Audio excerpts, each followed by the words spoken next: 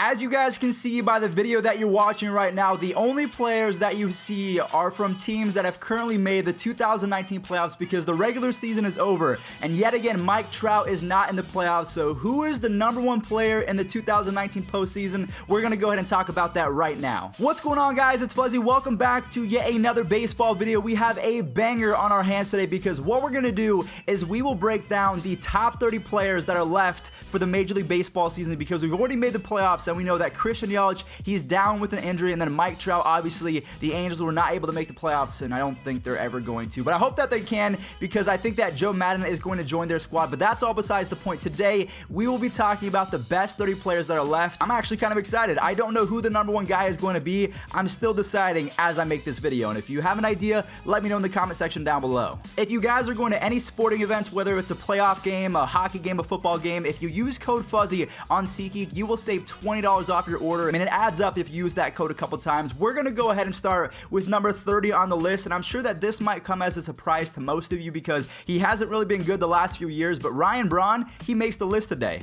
You might be thinking to yourself, why did I choose Ryan Braun over someone like Mike Moustakas? I know that Mike Moustakas had an insane 2019, but Ryan Braun in the second half, he has been a monster. He has 10 home runs and an almost 970 OPS. Usually when you have a 900 OPS, you are considered elite. So the fact that he has an almost 1,000 OPS in 49 games, and he's also been really good in his past playoffs, I do have to say that Ryan Braun, ever since Christian Yelich has gone down, this guy has been a monster, and I'm telling you, he's going to make a huge impact, maybe even today in the wildcard game. One player that will not have to worry about a wildcard game is Aroldis Chapman of the New York Yankees. He had a 2.21 ERA and 37 saves in 2019. If we take a look at his postseason career, he has been just as good with a 2.3 ERA since the beginning of his career in the playoffs. I think that Aroldis Chapman is nasty. I can tell you guys, I know that Rajah Davis hit the home run back in 2016, but when he was with the Cubs and even this year with the Yankees and last year, I think Aroldis Chapman, he's going to be key if the Yankees are going to make a World Series push. What do you guys think? Do you agree with me or do you disagree with me? Coming up at number 29, we will be talking about Charlie Morton. Now, a lot of you guys might be thinking, why is Charlie Morton so far down on the list? I know he had a great season with a 3.05 ERA, but the one thing we do have to talk about is that in the second half, he had a 4.06 ERA. So some of the biggest things that we have to take into consideration is, one, the emphasis of value. So when you're a starting pitcher, you're not going to have as many chances to make an impact on the series. And also, I will be talking about second half stats. So if you don't have the best second half stats, when that is really the most important thing, you want to be hot going into the playoffs, but he's a little bit lower than maybe a lot of you might have him because a 4.06 ERA, we all know that's not great, and I can't give a pass to Morton. We are going to stick with the Tampa Bay Rays right now. The 27th best player left in the postseason, at least in my opinion, is going to Austin Meadows. He's not very good with his defense. He had a negative defensive WAR in 2019, but his bat is just ridiculously stupid. He had 33 home runs and a 922 OPS. I'm sorry, Pirates fans, if you're listening, because you traded away Austin Meadows. I won't talk about it anymore. He also added 12 stolen bases so he can move a little bit. So I think that because he plays every single day, he's going to have more impact than Charlie Morton. But in terms of his all-around game, he's not stacking up to the other guys that we have on this list. Coming up next, we have a superstar in the making, Gleyber Torres. We all know that this kid can rake. He had 38 home runs and an 871 OPS. So if we're talking about OPS, that's really the defining stat if we're bringing up hitters.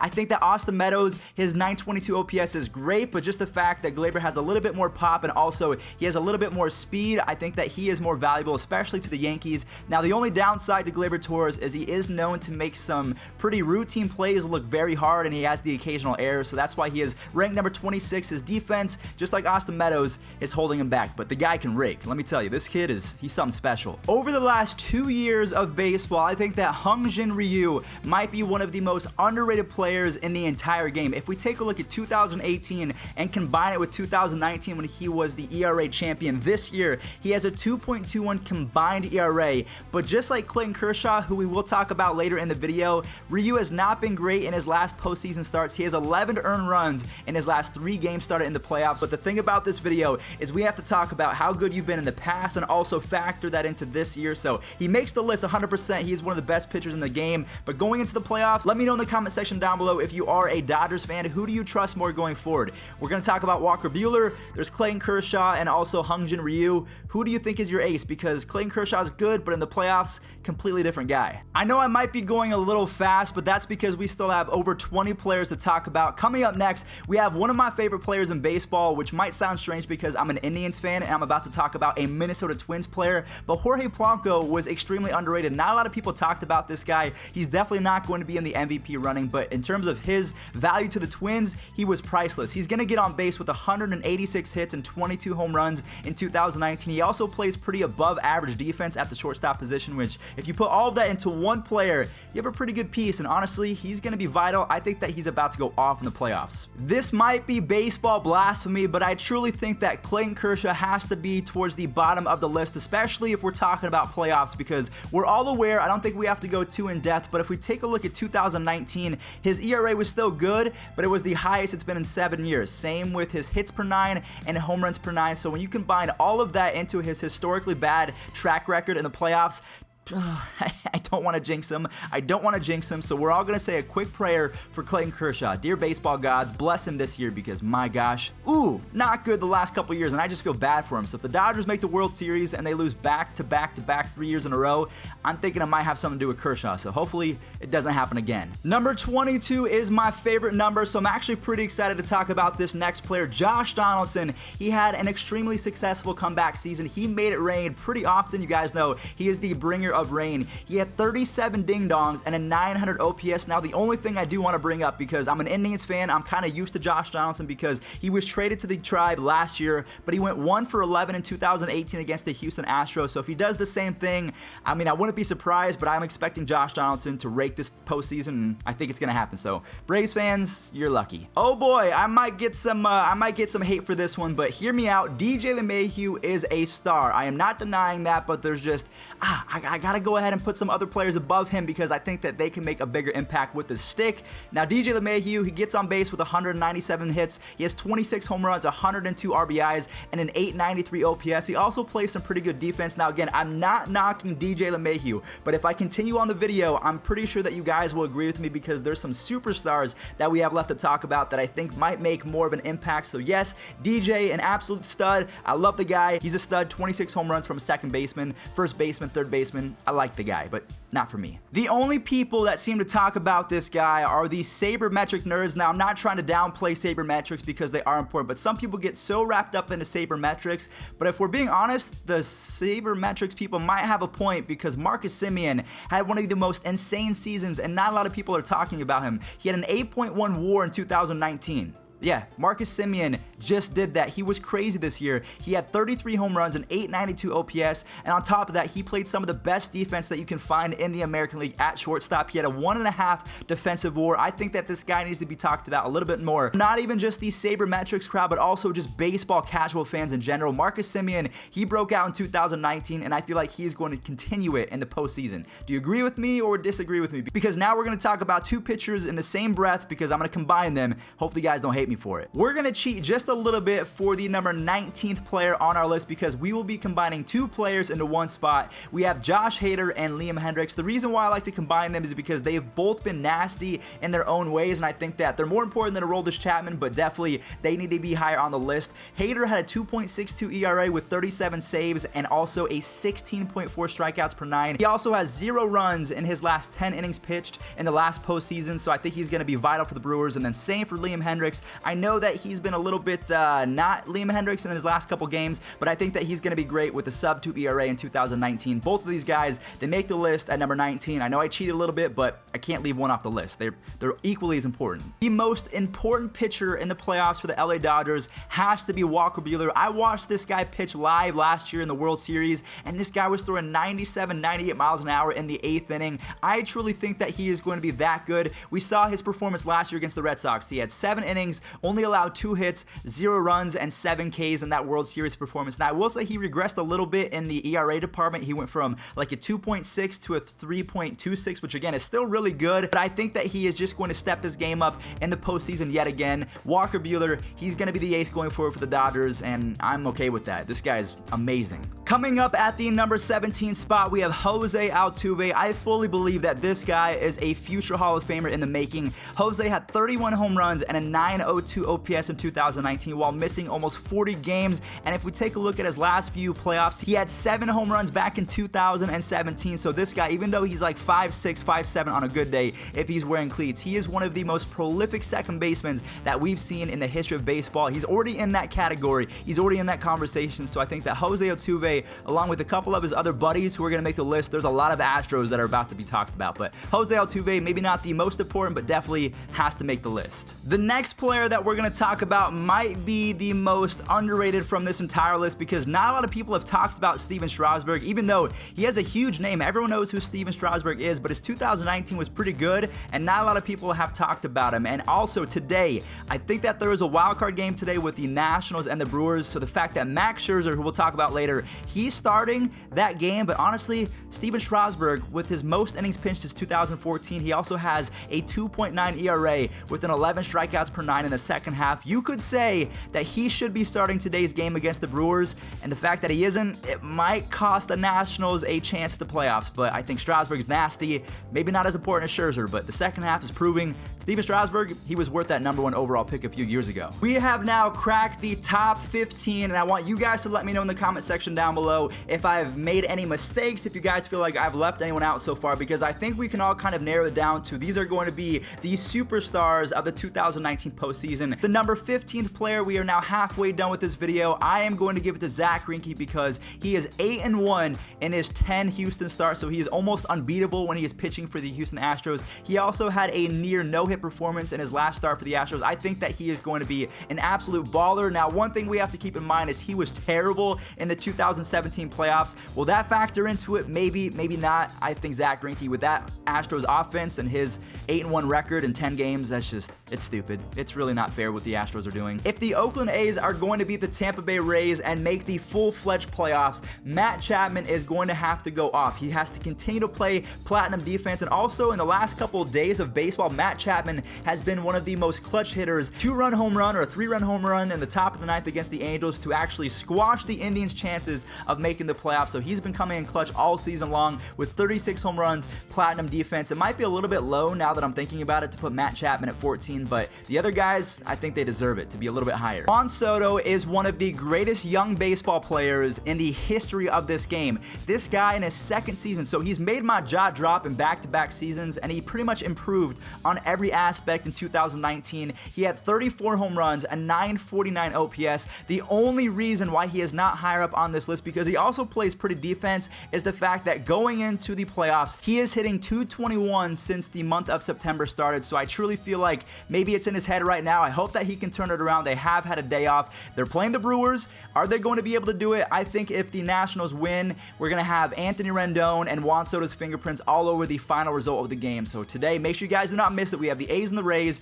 and then the Nationals and the Brewers. It's going to be a crazy wild day of baseball. Do not miss it. Juan Soto with our number 13th best player left in the postseason. Freddie Freeman might be the most consistent baseball player on this entire list. He had a career year as well in 2019 with 38 home runs, 121 RBIs, a 940 OPS. I don't know how this guy is not going to be higher up on the list. The only reasons why I can say he can't beat out someone like Nelson Cruz is the fact that in his last 36 playoff at-bats, he only has 1 home run. So if anything, that might be good news for all you Braves fans, because Freddie Freeman, he's due for a home run in the playoffs, so he might be able to carry you. It could happen. The final player on our list before we get into the top 10 most important players in the postseason, we have Jack Flaherty. This dude has been on another level. He had a 9-1, a .91 ERA in the second half of baseball. That was the lowest by a starting pitcher in the second half since Jake Arrieta in 2016. As an Indians fan, I can tell you that that is not a good sign. So if you're a Nationals fan,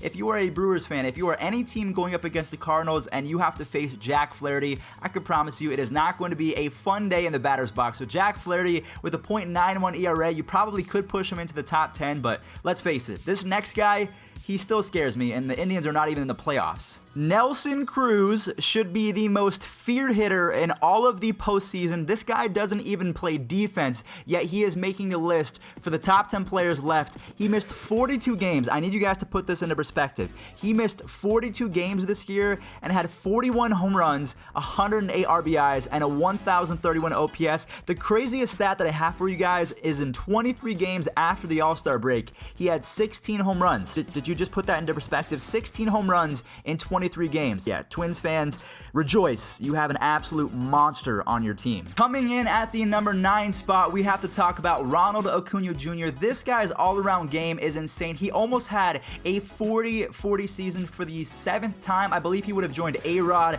Alfonso Soriano, Jose Canseco as one of the fewest players to ever have 40-40 seasons. Now, he also made history as the youngest player to have 40 home runs and 30 stolen bases.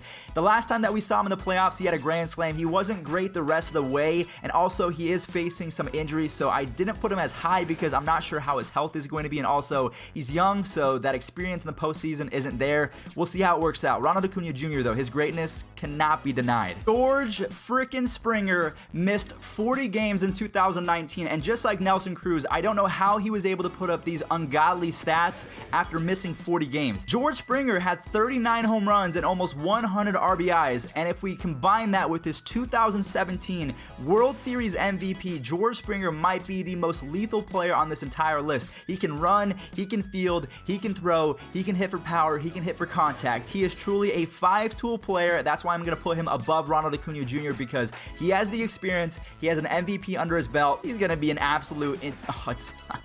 George Springer in the playoffs is just a different breed of human. I don't know if you guys remember, but last year, Aaron Judge was an absolute goon. He went 8 for 19 with 3 home runs in 5 games in the postseason last year. He missed 60 games in 2019, yet somehow he was still able to hit 27 home runs and have a 921 OPS. He also sold the most jerseys in baseball, so yeah, Aaron Judge, kind of a big deal, easily makes the list at number 7. It's surprising to me that Garrett Cole is not higher up on this list, but it's just one of those things that I have to see more of him in the playoffs for me to say that he needs to be above someone like Max Scherzer or Justin Verlander, who we're going to talk about in just a second. Garrett Cole had an historic 2019. He had a 2.5 ERA with a .89 whip and 326 strikeouts. I truly believe that if there is one pitcher that you do not want to face aside from Jack Flaherty, simply because that .91 ERA is legendary, Garrett Cole is either tied or he's right up with him. Garrett Cole, 326 strikeouts. How do you even hit that guy with the .89 whip?